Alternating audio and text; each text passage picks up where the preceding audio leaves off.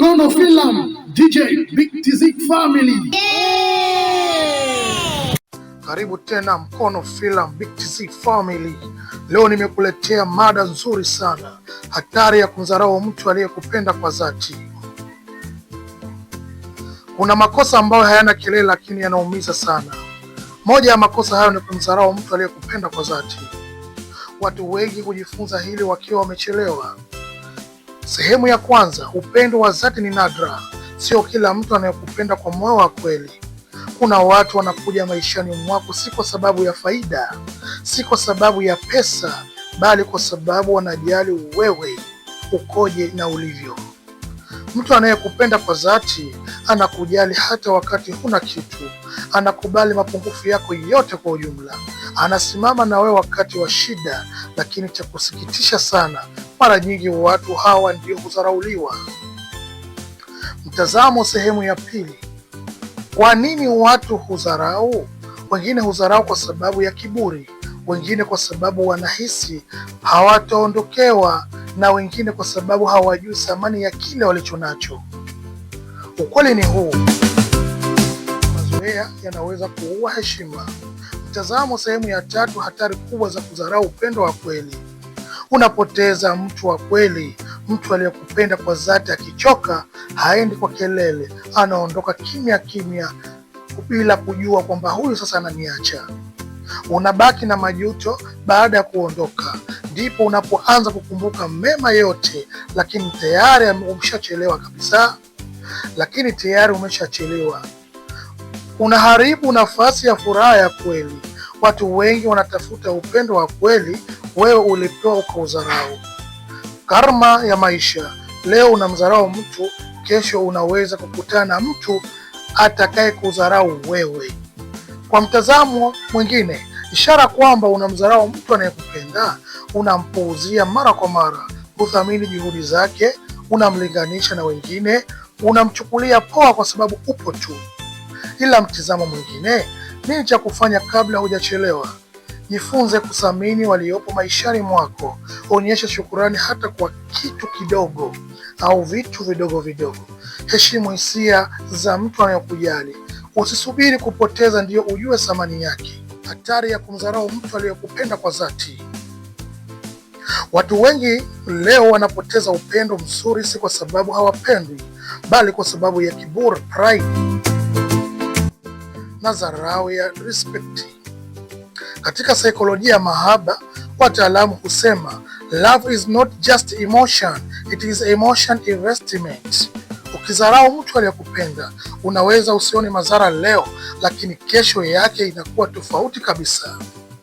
Leo tunachambua kwa kina nini hutokea unapomdharau mpenzi, athari ya saikolojia, na kwa nini watu hujuta baadaye.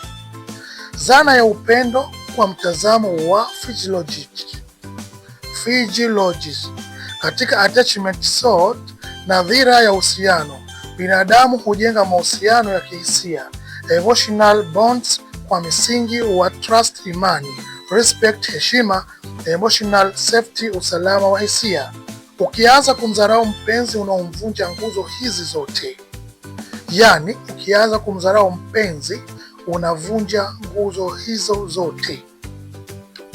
Matokeo ya kumdharau mpenzi au mtu wako wa karibu kwenye mahusiano: emotional withdrawal, kujitoa kihisia. Mtu aliyodharauliwa huanza kujiondoa pole pole, hapendi kuzungumza tena, hupunguza upendo, hupoteza connection. Physiological pain, maumivu ya akili. Saikolojia inaonyesha kwamba rejection, disrespect huumiza kwa maumivu ya mwili. Mfano, the brain process heartbreak like physical injury. Loss of attraction, kupotea kwa mvuto. Katika relationship, physiology, dharau hupunguza attraction, admiration, emotional bonding. Upendo hubadilika kuwa baridi katika hali ya kiwiliwili, hata kifikra. Athari kwa mtu anayedharau. Hapa ndipo wengi huchelewa kuelewa. Regret, majuto makubwa. Baada ya muda, akili huanza kusema, nilikuwa na mtu mzuri niliyomkosa. Cognitive dissonance.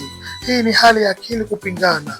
Ulizani utapata bora zaidi kuliko yule, lakini ukweli unakuonyesha ulikosea sana. Emotional loneliness. Upweke wa kihisia.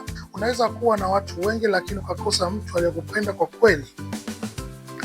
Kwa nini watu huwadharau wapenzi wao? Kwa nini watu hudharau waume zao, wake zao, wachumba zao?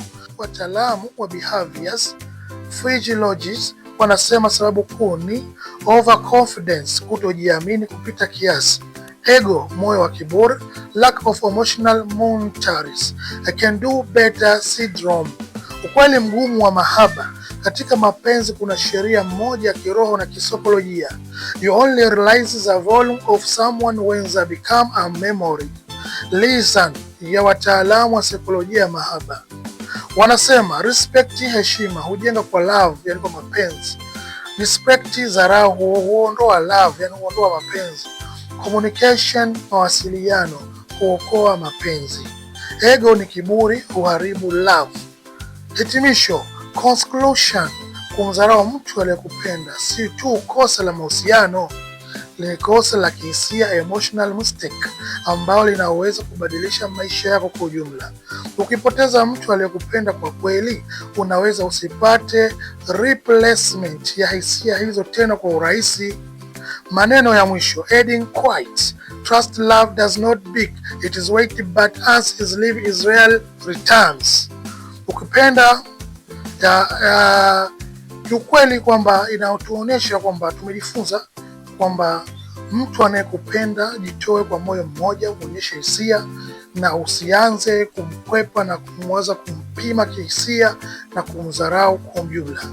Ndugu yangu, hitimisho, kumbuka, sio kila mtu anayekupenda kwa dhati atabaki milele. Usimdharau mtu aliyekuchagua wakati wengine walikupuuzia.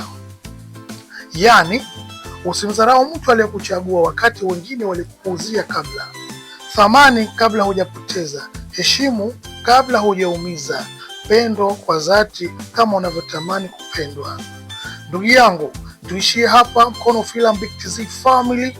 Subscribe sasa ili uwe mwanafamilia, na kama huja subscribe sasa ni muda wako, like na kushare, wengine wapate kujifunza hili somo. Asanteni.